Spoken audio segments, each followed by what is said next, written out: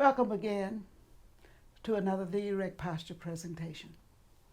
A public health intervention where instruction on how to make your body plumb with gravity, how to sit erect, how to defend yourself against the onslaught of gravity, how to see what's going on, what gravity is doing. We obviously not looking at it. We don't see what we see. We say that's old age, and I agree. I'm old. I'm 80.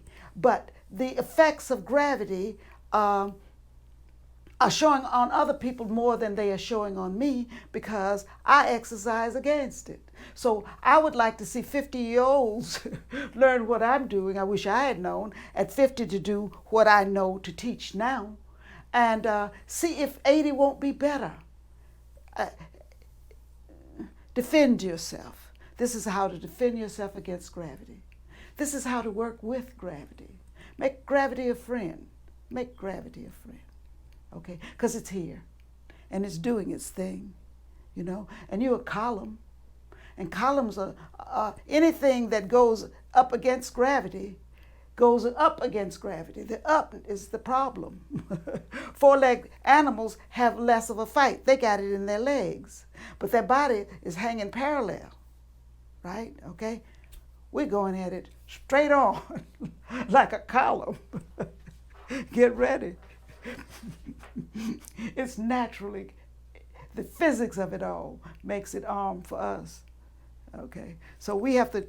I was one of my instructors. I've had lots of instructors. I've had yoga instructors, and I've had a bunch of chiropractors who were my instructors, and they were very, very knowledgeable about posture. They were very knowledgeable about posture, and I studied with them, and I learned a lot. And one of the things you start learning is the body has got to defend itself against gravity.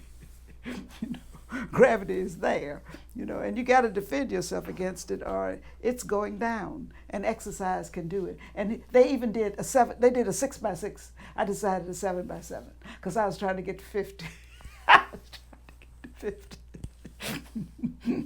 6x6 was 36. Very unsatisfactory. Very unsatisfactory. 7x7, 50. 30, 49. Okay, give me one more. I got my 50. People who get sit-ups, that's what they get. They get 50. I want 50. Give me my 50. Okay, let's go. This is 4. One of 4. 4 is the longest area of the spine, and it includes the rib cage. And the way it was presented to us was a double triangle. And the double triangle, I've been showing you how it feels. Yoga is about feel. My first introduction to yoga was, how does it feel? This feels that way. And so when I started trying to find out what that meant, I was looking for the feel of it. And I found out if you widen here and widen there. And I found that out just by looking at babies. I could see that they were wider here. They were wider, you know. And as you widen, you sort of got rid of the roundness, which babies just don't have. And so it's by the feel that I've been teaching, because I've been teaching you off of these symbols. But what I found out, I found a chain of muscles. I found a chain of muscles that made the triangle. And so that's what I'm presenting to you in this one. I'm showing you the muscles, how they work, and so that it becomes logical that this is the way. You don't mess with your shoulders. If you go wrong and think the reason you get this right is that you have to put your shoulders in a certain position, then what you'll do is you'll try and get your shoulders in the right position. And I did that, and you get your shoulders back too far and it hurts or it injures. That's military. Military is the shoulders back too much. So it isn't just shoulders you're trying to do. The shoulders get in place as the rib cage takes on its shape, because the shoulders are like a joint, but they're a sliding joint where it just slides against the rib cage. It's just moving against the rib cage. So as you change the shape of the rib cage, the movement and the placement of the shoulder blades change because the rib cage changes. So that's the way I think of it, and that's the way it works for me. Let's get at the base. Let's sit up straight first, and then we'll come back and start. On your chair, on your ischial tuberosity. I shouldn't be talking very, very much. And in fact, after a while, I'm just going to, if you've been coming long enough, I'm just going to show you the chain and say, get yourself right and let's roll. But right now, I'm still saying, get to your base. Lower your knees in whatever way. If you start having knee problems and you're doing it by, or ankle pains or anything, and you're doing it by crossing your legs rather than getting a chair tall enough for you, go for the chair tall enough for you. Go for the chair tall enough, because then nothing is strained. I'm going to knee surgery Monday to replace my second knee. And my knees don't feel this, but if I were crossing my legs and all that, this would be painful. I'd never gotten through this day. So get on your sit bone with your knees lower than your hip, so that you don't have to carry the weight anywhere else, that ischial tuberosity, so that you can get on your tuberosity. Okay? A firm chair. Next thing is the bowl. That's your rock. Basically, if you're on your ischial tuberosity right now, if you're like me, I rarely have to go and search for this, because this hurts and this feels like makes my gut feel big. I can feel my gut under my boobs. So this is normal to me now. Right? Holding it back more and more is what I'm training to do. The next thing is fire up your core. That's your breath. Make sure that after you level that, you pull this in. Make it firm. Make it firm. Make it lift you. Feel it. Feel all those muscles of the waist activate. Now let's get to the rib cage.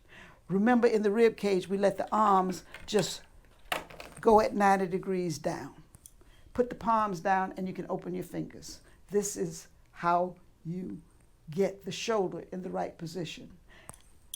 And stabilize the hand while you get ready to widen here, widen here, widen here, widen here. After you get through with that, take that back, that lifts the chest, that lifts this one. And then once you get that one back, keep it there, keep the ear there, and let the eyes come on the horizon. And then lift up. And we're sitting up straight now. I've got to go and catch up with that.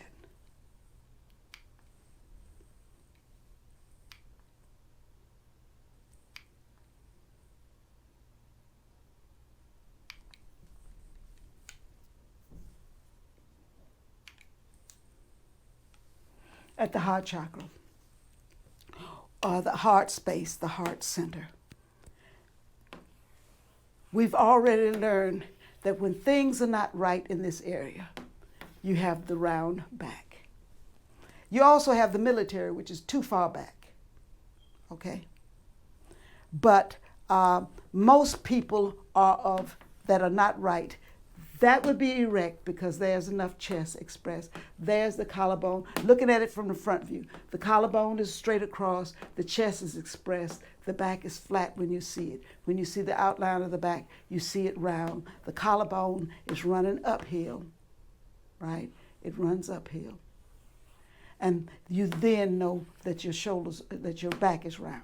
You're round two ways, okay? And this is the area where we control that. We've been doing it by feel. I want to tell you that the difference in erect and poor round back posture is a chain of muscles. The muscles have always been there, but they were seen with their job differently. So they've always been there, but as postural muscles, they must work together. The one where you widen the ribs, the ones where you widen the ribs out to the side, here the muscle. It's called serratus anterior. He goes out he goes out to these ribs and he grabs them all the way up to the first rib. And then he attaches to the backside of the scapula. And then the rhomboid takes that message and takes it out to the spine. So when the rhomboids, so the origin now gets to be, for this muscle, gets to be the spine at the area of the rhomboid. And what happens there is when the rhomboid needs to pull all of this complex back, these muscles, the deep muscles of the spine, right in the area of the rhomboids, have to tighten.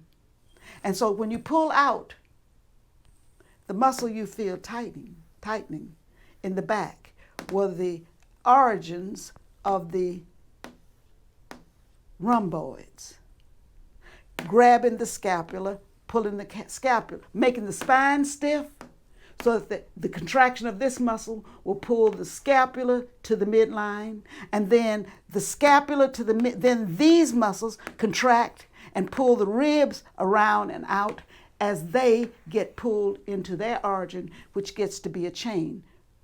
Serratus anterior to the back of the scapula, from the just on the other side of it, of the scapula, to the rhomboids. That's our muscle that we're feeling when we do that. That was how it was done. It wasn't just a feeling. That was a muscle chain there. I didn't make it up. It was there all the time. It was all there all the time. I sort of found it after I found the feeling, right? When I read about this muscle, I think it was in Wikipedia. They said it's the boxer's muscle. It gets developed where the insertion is pulling the arm. This is pulling the arm forward for a box. But they said it's the least used because the body-keeper muscle that's very rarely used. No, it has another purpose. When we were children, it helped us straighten our spine. I don't know what muscle, what activity the baby did, but the baby did some activity that required that area to get strong so that this area would gain its strength, right? And so the serratus anterior is a postural muscle. It, in combination with the rhomboids, widen the rib cage. It gives that look.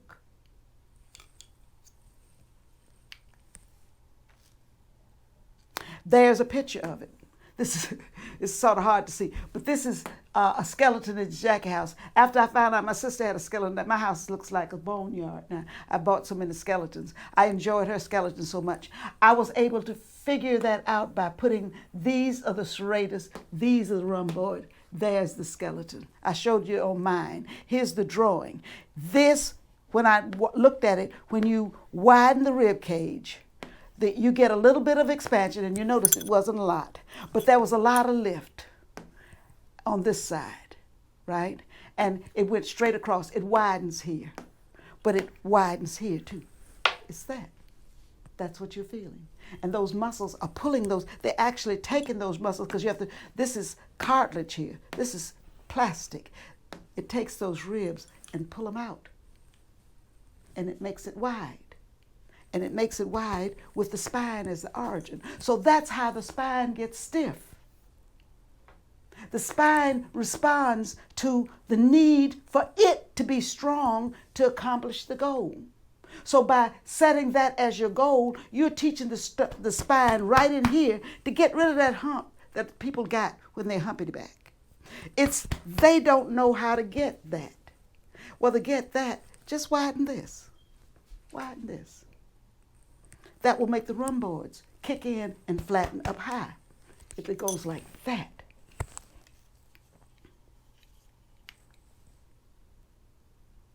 And so here's the picture. Here's the origin of those muscles. They touch right out there.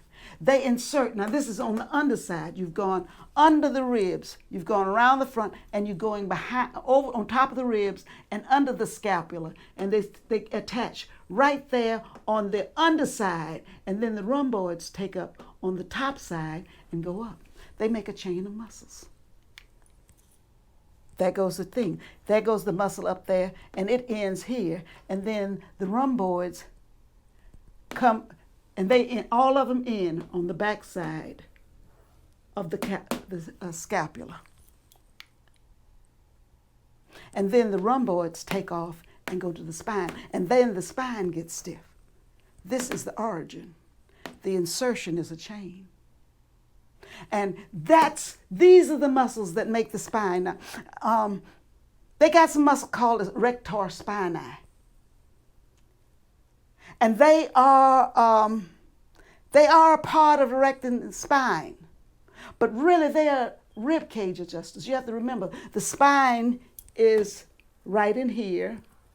And now and these muscles right here,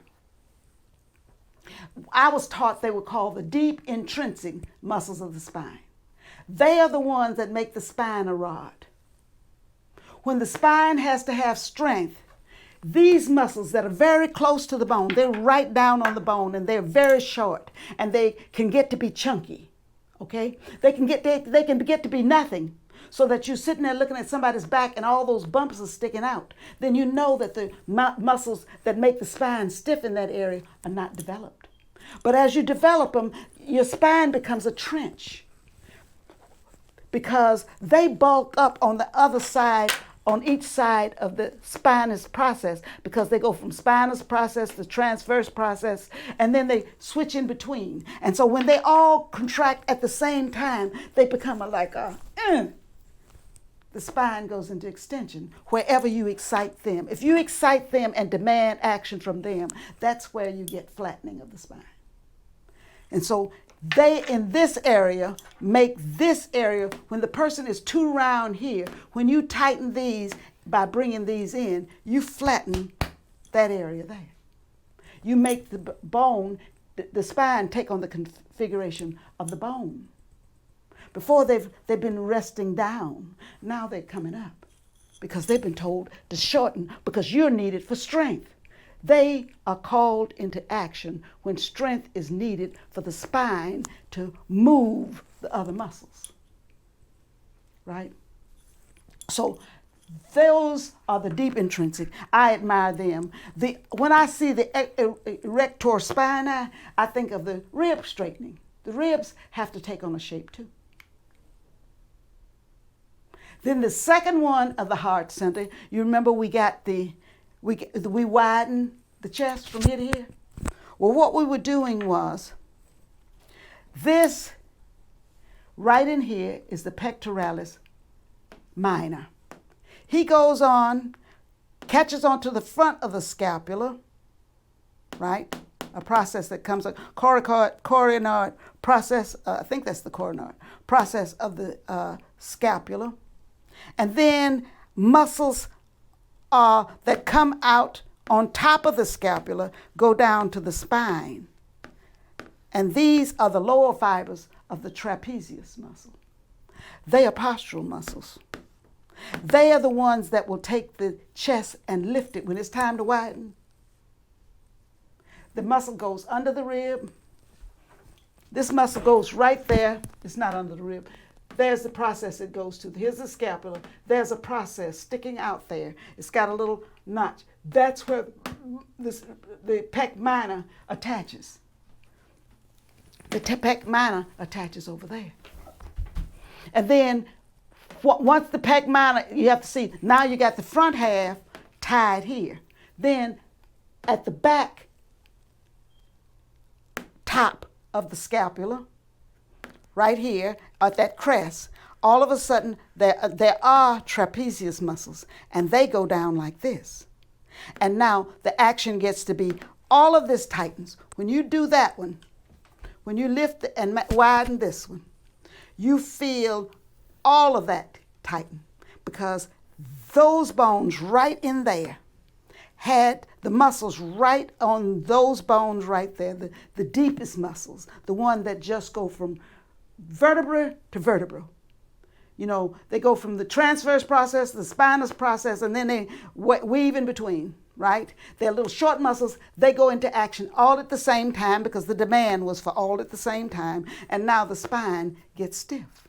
That gets rid of that curve that would be happening down here all wrong, right? Now you're going to make that area go into an extension. So that one goes into an extension this way. The other one goes into an extension that way. It pulls from here down here, pulling the ribs around. This over here goes from here down to here, pulling the chest up. You're pulling the chest into place. And there were muscles there all the time for it.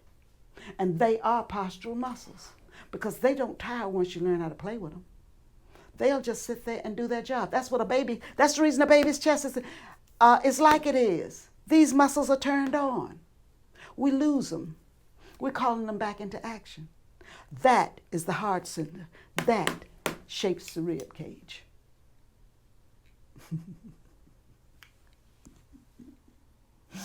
And so there we go. Pec minor. Pec minor going to the front corner of the scapula, and then coming off the back, at the top, back, it goes down. It pulls the shoulder down and back. It opens the chest. You lift the chest. You use these muscles right here as the anchor to pull here and anchor that scapula, and then lift this up and out. That's what you're looking at. And I keep on putting them, they glued on skeletons all kinds of ways. Here's the pull and the pull down. Over here, there's the one pulling down, there's the one pulling up. It's up high and down, up to here and out. It was not just a feeling, it was a muscle. It's their job. They have not been doing their job. When your chest is like this, we found the guilty party. You didn't know to keep them alive, right? That's what you have to learn to do. The difference is, I did this little drawing just to show you, when the pec pulls up and the shoulder, it doesn't show like I want it to, but the shoulders square off more. So when you get to be an old lady and you're round, really round back, then you need shoulder pads. And you wear suits that are padded like Gumby. There's so much suit here, but you can look down under all that padding and see that their little shoulders are down here because their shoulders are round like this, right? And so they make that squaring off that you get when you hold yourself like that, right? The bust not only are lifted, but they are on a rib cage that's lifted. The rib cage here is letting everything slide. Men boob, women boob, everybody boob, slide off the chest when the chest is down like this. Here it is, the boobs are supported. The breast tissue is supported. The clavicle goes across, right? Right. That's what those muscles are doing. Again, pull here from here.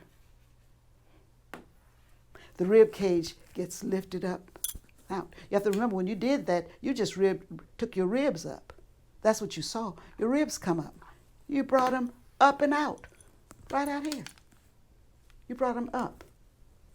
The muscle that did it was here. That gets rid of that hump. This right here, this is the hump. This is the flatness. Because you pulled it up. You had to tighten this and make it firm and flatten it in order to pull that up. This one right here, though, is coming from the bottom. It's coming over the top. So when it strengthens, it goes under. You lose that roundness, that where you lost your curve here, and you have to put that curve in. Because it's always extension, but extension here puts the curve under the body. There's the correction from the round position. See, it went from the pink to the green when it was round. The correction where you lifted this, pull that straight up, and the correction right here, where you lifted these ribs, pulled that into extension. It didn't let it stay rounded over like that. It had to extend. They got tight. They locked together, became a rod. They stiffened up and came this way and got rid of that hump that went that way. Down here, though, they came out of here into a spine that was rounded out, right? And because it had to lift from over here, over the shoulder and back, it went under. It said, to bring this on over. So you got wider here and you lifted. Your collarbone leveled. The muscles were there all the time. These are the ones you want to excite. These are your anchors. These pull your ribs into the right position. These, the deep, are the anchors. These will take everything else and make it match. And I'm sure they erect the spine too, but their real goal is they get those ribs in the right place, because the rib cage lost shape when that happened. They were leaning down. They needed to come up. They needed to do things. That's how it happened.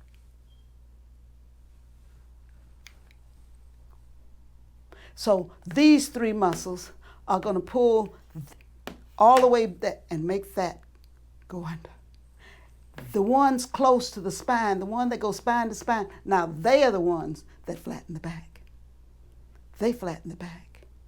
These are spine adjusters, rib adjusters and spine adjusters, but I put them on the ribs, because even after the spine corrects, somebody has to get those ribs to change their orientation. And that's part of that job, along with the muscles that caused it, the ones that we used. Pec minor. The pec minor going up, joining with the lower trapezius. And then on the other hand, the serratus anterior going under and joining with the rhomboids. They're pulling things around. The number of muscles that are being ignored. Now, all of these muscles are postural muscles, and none of them are alive when you're here. They're not being used. And these are postural muscles. This file comes from Wikipedia, and I saw that we had a right to that because it's in the public domain. And so that's the reason I have this here. Okay? These I acquired. But look at how much muscle that is. Those are postural muscles not doing their job. So in not doing their job, they produce a look. But one of the things that we're going to talk about later, after I get you to see this, I'm going to talk about what do they do different other than they look different. What happens because you use these muscles? Because these muscles are a muscle type. The type, for the people who are already beginning to follow me, these are type 1. Muscle fibers. These are true postural muscles. These are only engaged in soft contraction. That's the reason I say, sit softly. Don't go hard. Make the contraction soft. You're addressing postural muscles. The correction of the spine happens by the two moves to get rid of the things that we saw when we looked at round back. There were muscles doing that. It was not just a feeling, it was just not a thing. The muscles have always been that. They are human muscles. The rib cage, though, now, I got to prepare you for something. This is not easy to correct if it's wrong. I don't know how hard it's going to be to correct, because there are so many things that have to change to get this spine in this area to change. First of all, the rib cage, there's a sternum. That's the sternum, okay? That's the anterior anchor for the cartilage end of the rib cage. Okay? Then the ribs take off, and they are bony. And they're going back to the spine. And when they get to the spine, they're going to attach at least 2 points. There's a joint here, and there's a joint with a vertebra. And when I say at least 2, they come in and they catch on the lateral processes. These processes here, they have a facet with the ribs. The transverse process articulates with the ribs. Okay? These transverse processes. Then after that, the rib continues going and it articulates with the body of a vertebra, R2. Sometimes when you look at them, you will see it hits this facet joint sits on that vertebra and that vertebra. Where 2 vertebrae come together, the facet joint may cover both of them. So there are at least 3 contact points. 2. 1 here and 1 here. And then it articulates to the cartilage, which then articulates to the sternum. Now all of those can change or have changed. They reflect the position you have them in. And as the muscles contract and change you, all of these facet joints and all of them have to change if they can. But I think in one of my pictures I've shown you a spine where there ain't gonna be no changing, baby. Okay? So I never know whether you can correct. But you can start and you can do as much as you can. But there is a possibility once it's written in stone. And when I say it's in stone, when the bones won't change, when they have gotten so arthritic, when they've gotten so deformed, then we're not going to change you. But I don't know when that happens until it doesn't happen. Okay? Because I've changed. So here are the 2 joints. Here's an actual spine, and it's showing you, and maybe I shouldn't have colored it, but I colored it to show you that's the one that goes to the transverse process. And here are the ones that would be facet joints to the body of the vertebra. And so this one covers 2 spots. These would be where the disc would be. But this one would cover 2. This covers 2. And you can actually see them in the bone. When you're picking up the bone, you can see the 2. And all of those would have to change. The only thing I can tell you to do is try. I look at some people and they're over like this and they can't, and you know, this is the extreme. They can't get their head up or they don't want to get their head up and they sit like this at all times. I don't know that person can be rescued. And so I don't know. But I know how to correct it if it will. I'm 80, I correct it. But I was never really, really round. I've always fought to stay like this. Okay. I want to thank you for returning to the site.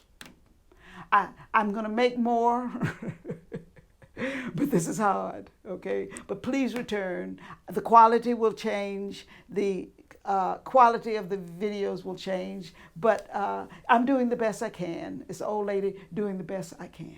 And I'm grateful if you're looking at it, and I'd be grateful if you pass it along. Give me thumbs up, whatever you think will make this spread. I'm just trying to get the knowledge out there. There's, send a friend. If you send them, tell them to come in, not here though. Don't send them here, and don't send them where we're dancing. Send them where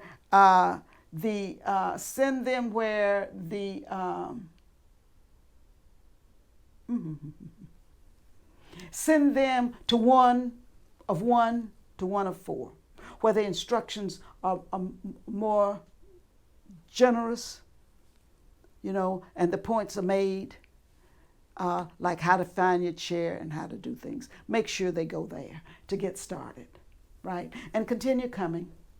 I'll continue upgrading. And I thank you. Send a friend. If somebody's in pain, I don't want to tell you to tell them I got the answer to their pain, but this is an exercise system that was derived from me avoiding pain. It's a logical system that I sort of constructed to see if I couldn't get out of pain.